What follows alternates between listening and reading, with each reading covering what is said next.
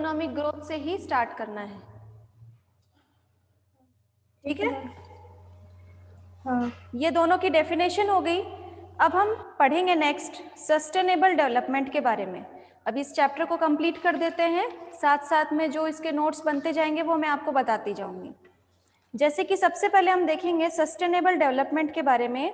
The development which fulfil the need of the present without compromising the guarantee of need fulfilment of future generation is called sustainable development. यानी कि कुछ time period के लिए जो requirement हमारी fulfil होती है वो होती है सस्टेनेबल डेवलपमेंट कहलाता है, ठीक है।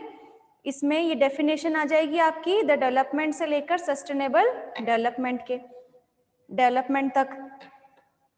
This is the development which is achieved without harming the natural resource. यानी कि ये वो डेवलपमेंट है जिसमें हमारे जितने भी नेचुरल रिसोर्सेज है उनको कोई नुकसान नहीं पहुंचाया जाता।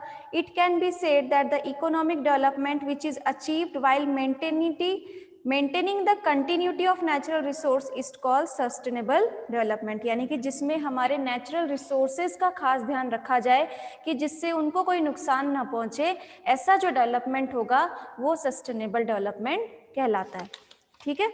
तो सस्टेनेबल डेवलपमेंट के अंदर आपने पहले ये फर्स्ट इसकी डेफिनेशन लिख ली पूरी सस्टेनेबल डेवलपमेंट की, डेवलपमेंट से लेकर सस्टेनेबल डेवलपमेंट तक। और यस मैम। इसके बाद में इट कैन से लेकर it can be said that the economic से लेकर सस्टेनेबल डेवलपमेंट तक 2 पॉइंट आपको इसके लिखने हैं। फिर नेक्स्ट आता है हमारा इंक्लूसिव डेवलपमेंट कि inclusive development ensure that benefit of development reach every class of the society. यानी कि इंक्लूसिव डेवलपमेंट के अंदर वो डेवलपमेंट होगा जिसमें सोसाइटी के हर क्लास के पास में डेवलपमेंट पहुंचेगा।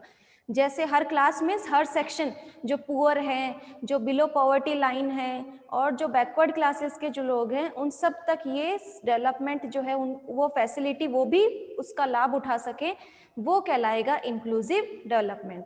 Many people are devoid of the fruits of development because of discrimination on gender, language, regional difference, poverty and physical disability। यानी कि बहुत से लोग जो कि डेवलपमेंट का जो फैसिलिटी है वो प्रोवाइड उन तक नहीं पहुंच पाती है। क्यों? क्योंकि एक तो जेंडर डिस्क्रिमिनेशन की भेदभाव किया जाता है, language on the basis of language, region और पॉवर्टी जो गरीब है उस बेस पर, और उसके साथ साथ फिजिकल डिसेबिलिटी यानी कि जो कि फिजिकली डिसेबल्ड होते हैं, हैंडीकैप्ड पर्सन जिन्हें हम कह सकते हैं। तो ऐसे पर्सन्स जो होते हैं इन सब तक जो प्रोसेस नहीं पहुंच पाती है वो इस डेवलपमेंट के अंदर भी इंक्लूड किए जाते हैं। Inclusive development stress on inclusion of deprived section of the society into mainstream of development. This is a universal concept which not only support the idea of equality of income but also idea of equality of opportunity and equality of human rights in all dimension of life। यानी कि इसके अंदर ये surety तो नहीं होती है कि सबके पास वो डेवलपमेंट जो है वो सबको मिल सकेगा, लेकिन फिर भी सबको बराबर का अधिकार है, सबके पास बराबर अपॉर्चुनिटीज, इक्वलिटी जो है उसको सबसे ज्यादा यहाँ सुपीरियर माना गया है। तो आप जो इंक्लूसिव डेवलपमेंट में लिखोगे वो लिखोगे inclusive development ensure the benefit of development reach every class of the society. फिर इसके बाद में this is a universal concept से लेकर डायमेंशन ऑफ लाइफ तक आपको लिखना है। ये हो गया हमारा इंक्लूसिव डेवलपमेंट। इसके बाद में human development. After the creation of human development index in 1990, यानी कि ह्यूमन डेवलपमेंट इंडेक्स जो है वो कब क्रिएट किया गया? 1990 में। इसको अंडरलाइन कर लो। इस ह्यूमन डेवलपमेंट इंडेक्स में फर्स्ट पॉइंट आपको यही लिखना है। The idea of human development gained currency under the leadership of Mahbub ul Haq. The United Nations Development Program prepare an index to measure the level of human development by including three universal dimensions of knowledge, health and lifestyle. Human development के लिए एक programme, national development यानी कि national level पर एक development programme तैयार किया गया जिसको ह्यूमन डेवलपमेंट प्रोग्राम कहा जाता है। उस बेसिस पर लोगों को लोगों का मेजरमेंट किया जाएगा किस बेस पर, उनके नॉलेज के बेस पर, उनके हेल्थ के बेस पर, उनकी लाइफस्टाइल के बेस पर। ये तीनों चीजें जिसकी परफेक्ट होगी उसी बेस पर ये देखा जाएगा कि वो ह्यूमन डेवलपमेंट है या नहीं है।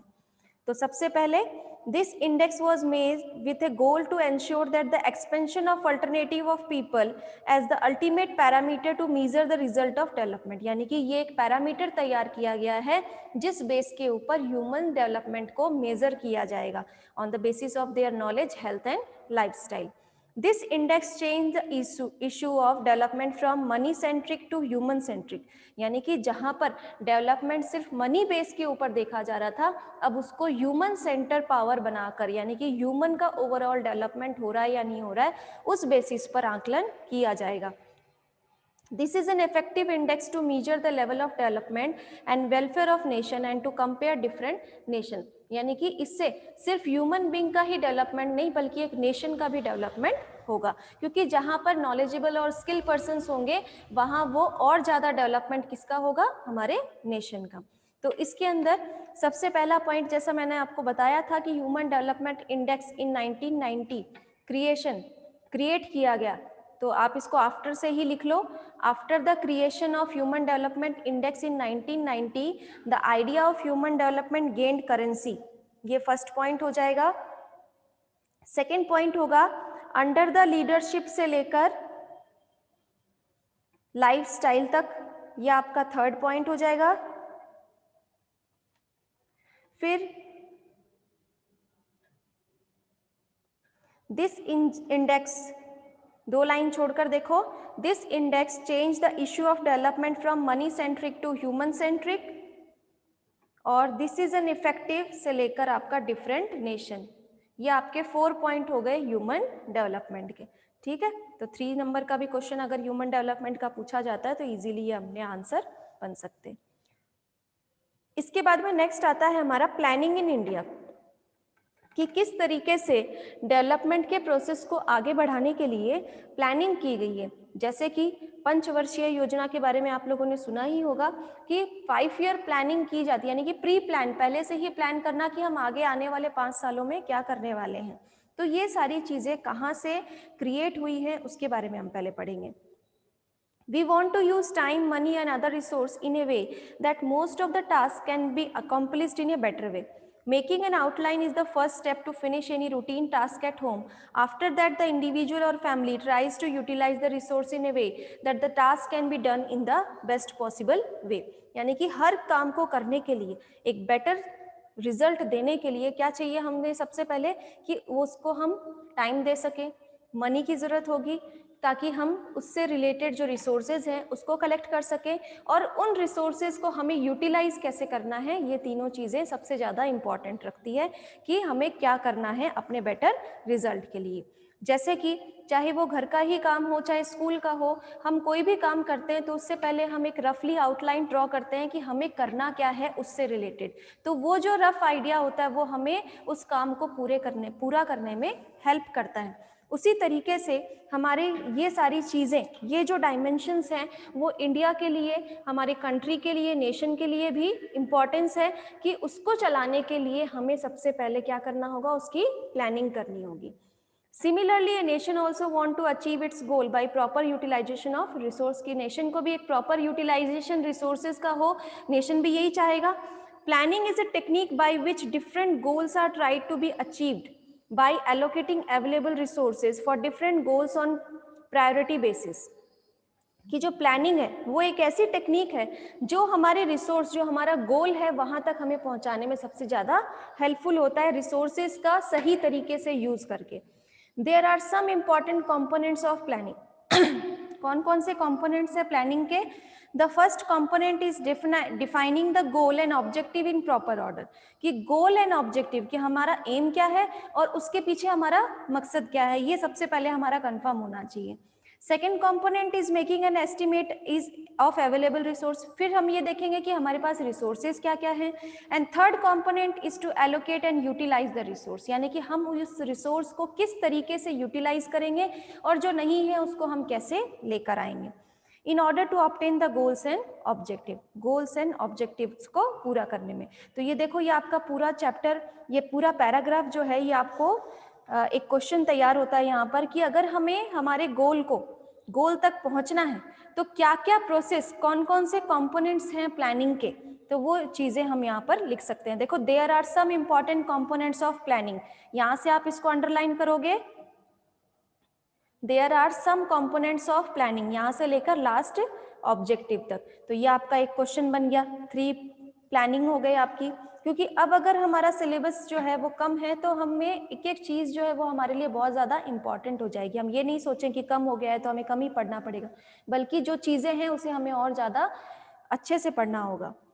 There are numerous definitions of economic planning, but in simple words, the science of achieving and predetermined social goal by proper utilization of available economic resource is called economic planning. तो ये देखो, आपका एक definition यहाँ आ रहा है economic planning का, the science से लेकर economic planning की। economic planning किसे कहते हैं कि जो natural resources हमारे पास पहले से ही available हैं, उनको हम utilize करके किस तरीके से हमारे goals को complete कर सकते हैं। तो वो इस तरह की जो planning होगी, उस बेसिस पर जो हम प्लानिंग बनाएंगे वो क्या कहलाएगी, इकोनॉमिक प्लानिंग कहलाएगी।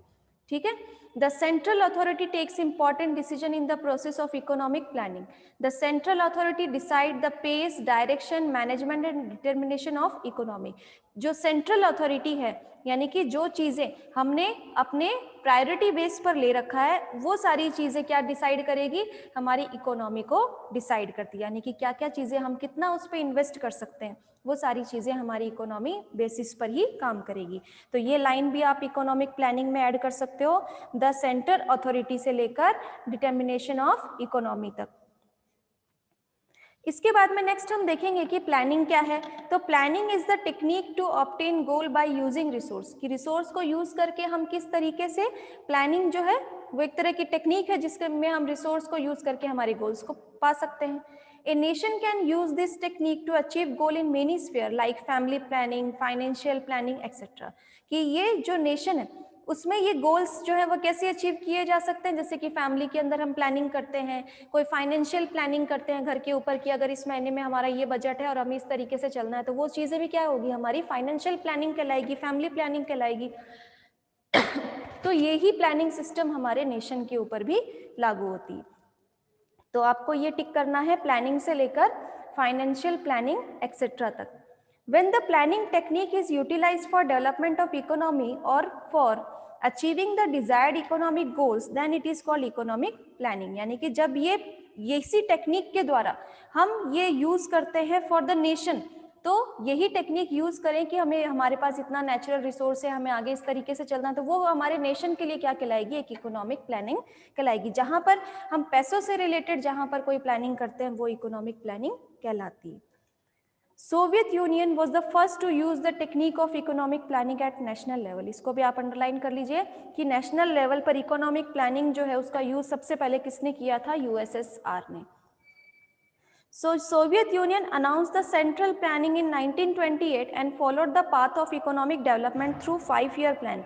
ये भी आपको सोवियत यूनियन का अलग टॉपिक है, तो इसको आप अंडरलाइन कर लीजिए। सोवियत यूनियन जो है उन्होंने 1928 में ये सेंट्रल प्लानिंग अनाउंस किया था और इकोनॉमिक डेवलपमेंट के जो पाथ है उसको फॉलो किया, जिसका नाम क्या था, 5-year plan। The first 5-year plan of the Soviet proved to be a revolution in itself। After independence, India also joined the list of countries to adopt the model of economic planning at national level to ensure rapid economic development। यानी कि इस economic development की planning में India ने भी अपना नाम जो है वो ज्वाइन किया, कब, आफ्टर इंडिपेंडेंस में। तो ये आफ्टर इंडिपेंडेंस से लेकर आप इसको इकोनॉमिक डेवलपमेंट तक टिक कर लीजिए। फिर है Indian thinkers and intellectuals were highly influenced by the idea of economic planning, कि यहाँ जो इंडिया के जो थिंकर्स हैं वो भी काफ़ी इन्फ्लुएंस थे इकोनॉमिक प्लानिंग, यानी कि काफ़ी प्रभावित थे इस इकोनॉमिक प्लानिंग से। Many Indian thinkers give many proposal for economic planning between 1930 and 1940 and supported the path of economic planning. 1930 से 40 तक जो थिंकर्स थे अलग अलग, सबके अलग अलग प्रपोजल आए इकोनॉमिक प्लानिंग को लेकर कि ऐसे कर लेना चाहिए, ऐसा होना चाहिए, ये होना चाहिए। तो sir M Visvesvaraya made the first effort in the history of economic planning in India in 1934. He presented a program for planned economy in India in his book Planned Economy of India. यानी कि सबसे पहले इसको underline कर लो, sir M Visvesvaraya ये first person थे history में। 1934 में इन्होंने सबसे पहले इंडिया के अंदर इकोनॉमिक प्लानिंग जो है वो शुरू की, और इन्होंने इसके बारे में, इस प्रोग्राम के बारे में कहाँ मेंशन किया है? In his book. ये बुक लिखी है किसने? सर एम विश्वेश्वरैया ने, प्लान्ड इकोनॉमी ऑफ इंडिया में। The government of India established the Planning Commission in March 1950. Planning Commission जो है वो कब establish किया गया? In March 1950. और ये डेट क्या थी इसकी? 15 मार्च। Through a resolution to make 5-year plan. और फिर किसके द्वारा? 5-year plan का एक resolution पास किया गया। ठीक है? Its main task was to improve the resource after proper estimation of resource and to plan to effective and balanced utilization of resource. इसका मेन पर्पस वही सेम चीज़ है कि किस तरीके से हमें रिसोर्स का यूटिलाइज करना है और अपने प्रॉपर एस्टिमेशन, यानी कि हमारे पास कितनी चीज़ें, क्या रिसोर्सेज अवेलेबल है, उसी बेसिस पर हम क्या काम कर सकते हैं। Another important task of the Planning Commission was to make proposal for resource allocation after deciding the priorities of goals and objective in different plans. कि सबसे पहले कि जो goals और planning है और जो objective है उन सबको major priority रखते हुए resources का use कैसे करना है। Planning Commission was an extra constitutional and advisory body. The Government of India established the National Development Authority in August 1952, यानी कि गवर्नमेंट ऑफ इंडिया जिन्होंने नेशनल डेवलपमेंट अथॉरिटी जो है वो एस्टेब्लिश की 1952 में। इसको अंडरलाइन कर लीजिए। Through as resolution, its main goal was to include the state and union territories in planning and execution of plans and to decentralise the process of planning. The National Development Authority approved the plan of the Planning Commission and reviewed the progress of plan. Its member also include the Chief Minister of State and Administrator of Union Territory. This too is an extra constitutional and advisory body. The Planning Commission work under guidelines of National Development Authority. कि जो National Development Authority है इसके अलग अलग members appoint किए गए ताकि इस रिजोल्यूशन को पास किया जाए और प्लानिंग कमीशन को काम पे, मतलब कि उसका काम जो है वो कंटिन्यू रखने के लिए इन मेंबर्स को जोड़ा गया। जैसे कि अलग अलग मेंबर्स जो chief minister of state, administrator, union territories के मेंबर्स, इन सब को ज्वाइन करके एक अथॉरिटी जो है वो साइन की गई और इसके बेस, प्लानिंग कमीशन के बेस के ऊपर काम किया गया। तो यहाँ तक हमने जो भी चीज़ें अंडरलाइन की है वो आप point wise planning in India में लिखोगे। ठीक है मैम? हाँ, इसमें ये जो लास्ट वाला पैराग्राफ है इसमें खाली द गवर्नमेंट ऑफ इंडिया से लेके 19। हाँ वही लिखना है बस। हाँ ठीक है। हाँ। फिर है goals of economic planning in India, कि इकोनॉमिक प्लानिंग जो है उसके पीछे मेन गोल्स क्या क्या चीजें हैं। तो गोल्स क्या हैं? तो to achieve the objective of economic development. Economic development सबसे पहला goal. To eradicate poverty, poverty गरीबी दूर करना। टू रिड्यूस इनकम डिस्पैरिटीज, यानी कि जो इनकम डिस्पैरिटीज है, डिस्पैरिटीज मतलब कि किसी के पास तो किसी की सैलरी 10,000 है, किसी की 50,000 है, किसी की 1 लाख है, तो ये जो जो बोलते हैं ना असमानता, तो वो उसको कम करना। And to establish society justice by removing income disparities, यानी कि सेम वही प्रोसेस है कि यही कि सोशल जस्टिस को एस्टेब्लिश करके इस डिस्पैरिटीज को खत्म करना है। Efficient use of available human resource, जो ह्यूमन रिसोर्सेज हैं उनका सही यूज हो।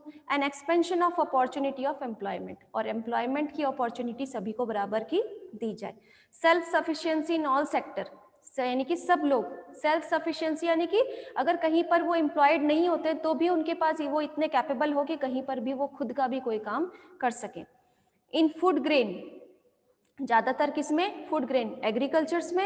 एंड इंडस्ट्रियल रॉ मटेरियल्स, जो इंडस्ट्रीज को रॉ मटेरियल की जरूरत होता है, यानी कि एग्रीकल्चर बेस्ड पे ही वो काम कर सके। Modernise the traditional economy of India, यानी कि जो ट्रेडिशनल इकोनॉमी चल रही है कि पुरानी रीति रिवाजों को ही फॉलो करते हुए लोग जो है दूसरा तरीका नहीं ढूंढते इनकम का, तो उसको क्या करना है? मॉडर्नाइज करना है। Expansion of education, education expand करना, हेल्थ सर्विस को बेटर कराना, and to attain a situation of maximum social welfare. ज़्यादा से ज़्यादा इसमें क्या चीज़ें जुड़ी हुई है, जो सामाजिक भलाई, जो समाज के लिए अच्छा हो, वो चीज़ें इसमें इंक्लूडेड है। Attain economic stability because social development with economic stability becomes meaningless, यानी कि इसमें इकोनॉमिक स्टेबिलिटी यानी कि एक स्थिरता, कि जहां पर लोग सिर्फ एक दूसरे को देखकर और इस तरीके से नहीं भागे कि सिर्फ हमें पैसे कमाने, उससे हम कितना डेवलपमेंट कर सकते हैं, उन चीज़ों को भी ध्यान में रखना है, उनका कुछ यूज होना चाहिए।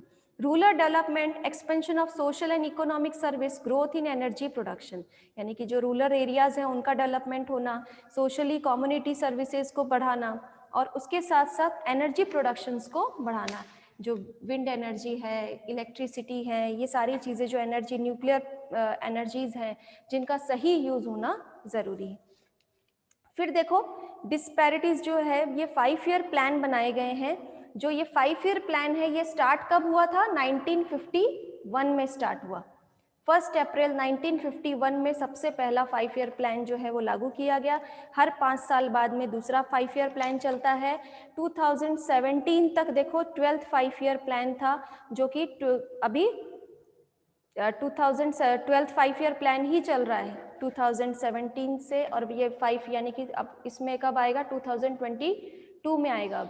जो नेक्स्ट 5 ईयर प्लान आएगा वो 13th 5 ईयर प्लान आएगा। ठीक है, तो आपको फर्स्ट और लास्ट याद रखना है मेनली इसमें। अब हम देखेंगे कि फर्स्ट 5 ईयर प्लान जब आया इंडिया में, तो कौन कौन इसके मेंबर्स थे, कौन कौन प्रेसिडेंट, वाइस प्रेसिडेंट इसके अपॉइंट किए गए, उनके बारे में हम पढ़ेंगे। तो टिल डेट ये आपके गोल्स हो गए, ये 10 जो है। हाँ हाँ, ये गोल्स में क्या लिखना था? गोल्स में बेटा आपको सिर्फ ये 10 पॉइंट्स लिखने हैं कि ये मेन। और ये जो चार्ट बनाया है 5 ईयर नहीं, प्लान का, वो इसका सिर्फ आपको ये लिखना है कि फर्स्ट 5 ईयर प्लान कब चालू किया गया। ये तो बुक में ही रहने दो, आप इसको बुक से ही पढ़ लेना, हाँ है ना। तो 5 ईयर प्लान फर्स्ट कब बनाया, लास्ट कब है, अभी कौन सा चल रहा है, अभी भी 12th 5 ईयर प्लान चल रहा है। ठीक है, हाँ ओके। और नेक्स्ट कब आएगा, तो इसमें 2017 में हम आगे 5 साल जोड़ देंगे तो 2022 में आएगा। इस तरीके के छोटे छोटे क्वेश्चन इसमें तैयार करने हैं। फिर है 5 ईयर प्लान्स इन इंडिया, कि 5 ईयर प्लान्स के बारे में हम पढ़ेंगे कि till date 12th 5 year plan have been made in India under the strategy of planned economy development, कि 12th 5 ईयर प्लान जो है वो अब तक प्लान्ड इकोनॉमी ऑफ इंडिया के अकॉर्डिंग जो है, डेवलपमेंट प्रोसेस के अकॉर्डिंग तैयार किया जा चुका है। बिकॉज ऑफ इंडो पाक वार, drought, price rise and degradation of resource, this process was interrupted after the third 5 year plan, कि जब ये थर्ड 5 ईयर प्लान जो है, देखो आप यहाँ पर 51 to 56, 56 to 61, 61 to 66, फिर 69 में बन गया ये जो फोर्थ 5 ईयर प्लान बना है 66 से सीधा देखो 69 पर बन रहा है, दिख रहा है आप लोग को? Yes ma'am. तो ये 5 ईयर पूरे कंप्लीट नहीं हुए ना। हाँ, 3 साल बाद में ही उसको नया 5 ईयर प्लान देना पड़ा। तो यहाँ पर ये क्वेश्चन हो सकता है कि क्यों दिया गया, तो बिकॉज ऑफ इंडो पाक वार, यानी कि जो इंडिया पाकिस्तान की जो लड़ाई हुई थी इस कारण से। और उसके पीछे क्या रीजन था, अकाल की स्थिति, हर चीज का प्राइस जो है वो बढ़ गया, जो रिसोर्सेज थे उनकी कमी आ गई, ये सारी चीजें। तो आप इसको अंडरलाइन कर लीजिए, बिकॉज से लेकर और फिर due to this 3 annual plans were made from, 3 annual plans बनाए गए 1966 to 1969। This period is known as plan holiday, और इसीलिए इस टाइम पीरियड को क्या कहा जाता है, प्लान हॉलीडे कहा जाता है। यानी कि उस टाइम पीरियड पर कोई प्लानिंग कमीशन, कोई 5 ईयर प्लान जो है वो काम नहीं कर रहे थे, तो उस टाइम पीरियड को क्या नाम दिया गया, प्लान हॉलीडे। तो which year is known as plan holiday, तो 1966 टू 1969 को प्लान हॉलीडे बताया जाता है। क्यों बताया जाता है, तो उसके पीछे रीजन आपका जो फर्स्ट लाइन है वो पूरा आ जाएगा। ठीक है, आगे समझ में? Yes ma'am. The erstwhile Janata Party government terminated the 5-year plan in 1978 before its full tenure and presented a perpetual plan for 1978 and 1983. 1978, नहीं, इसका कोई मैटर नहीं है। तो जनता पार्टी गवर्नमेंट जो है, इन्होंने 5 ईयर प्लान जो है वो 1978 में टर्मिनेट किया और इसको 1978 से 1983 तक 1978 से 1983 तक कंटिन्यू जो है ये इसमें जनता पार्टी जो है वो काम कर रही थी। ठीक है। In 1980, the Congress government terminated that perpetual plan and announced the 6th 5-year plan. कि यहाँ पर ये जो 5th 5-year प्लान है, इसके बाद में जो कांग्रेस गवर्नमेंट पार्टी है उन्होंने अपना 6th 5-year प्लान जो है वो अनाउंस किया 1 अप्रैल 1980 to 31 March 1985. Thus, the plan for 1978 to 79 was merged with the 5th 5-year plan and the plan of 1979-80 was seen as annual plan. इस चीज को भी अंडरलाइन करो कि यहाँ पर 1978 और 79 इन 2 सालों को एक में ही मर्ज कर दिया गया, क्योंकि यहाँ पर ये अपना फुल टेन्योर नहीं देने के कारण जो है इन दोनों ईयर्स को मर्ज कर दिया गया है। इसको 1980 से टिक करो। इन 1980 the Congress government terminated that perpetual plan and announced the 6th 5-year plan. कि उनका जो है वो टर्मिनेशन जो है वो पूरा कंप्लीट नहीं हुआ और उसे 78 और 79 दोनों को एक ही साल में मर्ज कर दिया गया 5th 5-year प्लान के अंदर, जो कि था 79 और 80, यानी कि उनको 78 में ही कंप्लीट कर दिया गया था। 79 और 80 है, उन दोनों को एक में ही काउंट कर लिया गया। उनका जो एक साल था उसमें दूसरी गवर्नमेंट, जैसे कांग्रेस की जो गवर्नमेंट आई, उन्होंने काम किया। पहले वाली में जो थी वो जनता पार्टी काम कर रही थी और फिर जैसे ही वो एक साल उनका पूरा भी नहीं हुआ था उससे पहले कांग्रेस ने ले लिया था। तो वो कौन सा साल था? 79 to 80, और उसे एनुअल प्लान कहा जाता है। वो सीन एज एनुअल प्लान। इसको एनुअल प्लान तक आपको टिक करना है, ठीक है? Yes ma'am.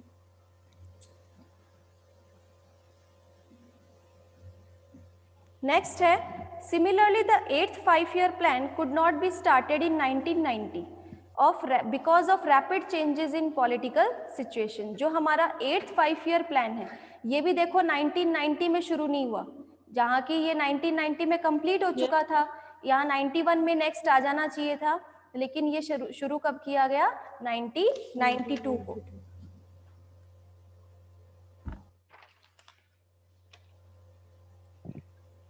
92 को इसको शुरू किया गया because of rapid changes in political situation.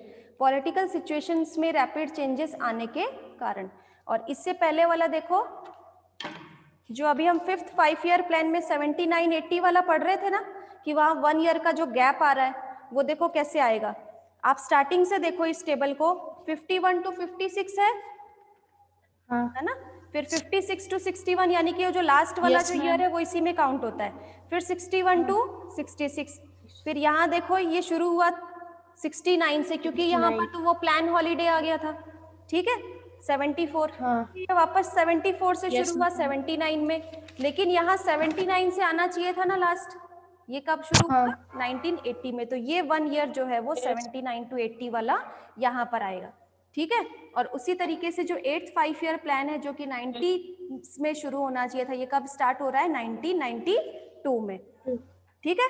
तो ये 3 सिचुएशंस इसके अंदर क्रिएट हो रही है। वो तीनों चीजें आ गई इस पैराग्राफ के अंदर, आ गई ना? Yes ma'am. ठीक है, कोई दिक्कत नहीं है मैम। हाँ। Rapid and inclusive growth sustainability were made the foundation of the 12th 5-year plan. Under this plan, the goal for growth rate has been kept at 8% and some observable goals like poverty eradication, reduction in employment, expansion of education and health services etc. have been kept as goals. यानी कि main objective जब 12th 5-year plan बनाया गया उसमें main जो गोल है वो क्या क्या सेट किए गए? तो उसमें क्या था? सबसे पहला कि जो ग्रोथ रेट है वो कितनी होनी चाहिए? 8%। यहाँ से आप इसको टिक करोगे, रैपिड से ही आपको पूरा पैराग्राफ ही टिक करना है। तो उसमें क्या चीजों को ध्यान में रखा गया? सबसे पहला तो ग्रोथ रेट जो है वो 8% इंक्रीज करना है, पॉवर्टी इरेडिकेट करना है, एम्प्लॉयमेंट रिड्यूस करना है, और उसके साथ साथ एजुकेशन को एक्सपेंड करना है और हेल्थ सर्विस को एक्सपेंड करना है। ठीक है, तो मेन ऑब्जेक्टिव जो यूज किए गए at the 12th 5 year plan, कौन कौन से ऑब्जेक्टिव्स को यूज किया गया 12th 5 ईयर प्लान्स में, तो उसके ये 3-4 पॉइंट्स बन जाएंगे। ठीक है, फिर है perpetual plan. Under this plan, an existing plan can be recalibrated after a certain time. This plan gives the flexibility of changing the goals, estimates, resource allocation and tenure of plan. कि ये जितने भी 5 year plans जो है वो यहाँ consist किए गए हैं, वो 5 ईयर प्लान जो है वो प्री प्लान्ड होते हैं। उससे पहले वो ऑब्जेक्टिव्स जो हैं वो डिसाइड किए जाते हैं कि किस ऑब्जेक्टिव बेस पर ये 5 ईयर प्लान जो है उनको चलाना है। तो यहाँ तक कोई प्रॉब्लम आपको? नो? अब नो मैम। टॉपिक है इस चैप्टर का नीति आयोग जिसको कहते हैं। ठीक है, the NITI Aayog of the national constitution for transforming India was established on 1 जनवरी 2015। यानी कि जो नीति आयोग है इसको सबसे पहले जो एस्टेब्लिश किया गया on 2015 through a resolution by the union cabinet. At present its chairman is the prime minister Narendra Modi. इनका प्रेजेंट में जो चेयरमैन है वो Narendra Modi. Deputy chairman is Arvind Panagariya. Deputy chairman जो है वो अरविंद पनगड़िया एंड सीईओ जो है वो अमिताभ कंत हैं। अगर इसमें कुछ चेंजेस होंगे तो मैं वो चेक करके आपको बता दूंगी। बाकी तो नीति आयोग के तो प्राइम मिनिस्टर नरेंद्र मोदी ही हैं। ठीक है, एक बार तो आपको यही लिख लेना है, यही नाम लिख लेना और मैं आपको चेक करके बताऊंगी। मैम कहाँ से टिक करना है इसमें? इसको कहाँ से टिक करना है? नीति आयोग से, और यूनियन कैबिनेट आपका फर्स्ट पॉइंट हो जाएगा। एट प्रेजेंट से लेकर आपका नरेंद्र मोदी सेकंड, और डिप्यूटी से लेकर अमिताभ कंत तक ये आपके थर्ड पॉइंट हो जाएंगे। ठीक है, तो आप लोग ऐसा करना, इकोनॉमिक्स का ये सेकंड चैप्टर जो है इससे स्टार्ट कर दो। नोट्स अगर फर्स्ट वाले के नहीं बनाए हैं तो उसको अपन कल डिस्कस करेंगे अब। ठीक है, ओके मैम। इसको और डिटेल में फिर कल पढ़ेंगे। Okay students.